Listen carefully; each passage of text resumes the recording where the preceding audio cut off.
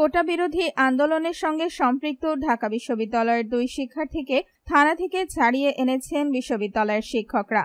বুধবার দুপুর 1টার দিকে তাদের ছেড়ে দেওয়া হয়।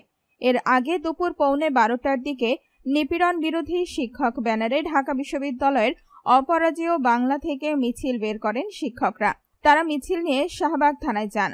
ঢাবির সমাজবিজ্ঞান বিভাগের সহযোগী অধ্যাপক সামিনা লুৎফা বলেন, আমাদের শিক্ষার্থীদের আটকে রাখার খবর পেয়েছি।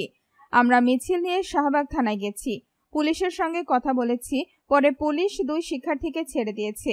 তিনি আরো বলেন, একটা আন্দোলন হচ্ছে, এটার সমাধান আছে। এটার জন্য কেন গুলি করবে? মানুষ মারা যাবে কেন? ছাত্রদের নির্যাতন করা হচ্ছে কেন? এগুলোর সমাধান চাই। এদিকে কোটা সংস্কার আন্দোলন ইস্যুতে উদ্ভূত পরিস্থিতিতে শিক্ষার্থীদের নিরাপত্তা বিবেচনায় ঢাকা বিশ্ববিদ্যালয় অনির্দিষ্টকালের জন্য বন্ধ ঘোষণা করেছে বিশ্ববিদ্যালয় প্রশাসন। বুধবার সন্ধ্যা 6টার মধ্যে শিক্ষার্থীদের হল ছাড়তে নির্দেশ দেওয়া হয়েছে।